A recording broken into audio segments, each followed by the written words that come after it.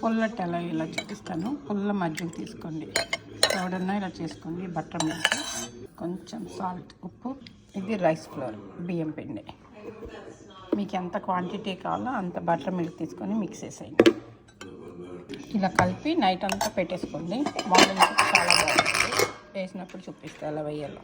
కలిపిన పిండిలో కొంచెం జీలకర్ర బాగానే వేసుకోండి, మంచిగా ఉంటుంది. ఆనియన్, జింజర్ అండ్ చిల్లీస్, అల్లం, పచ్చిమిరపకాయ, ఉల్లిపాయ మిక్స్ చేసేయండి. ఇది పలుచగా కాకుండా కొంచెం అలా కలుపుకోండి. నీళ్ళు చల్లితే రాదండి, ఇట్లా ఆయిల్ రాసుకోవాల్సిందే.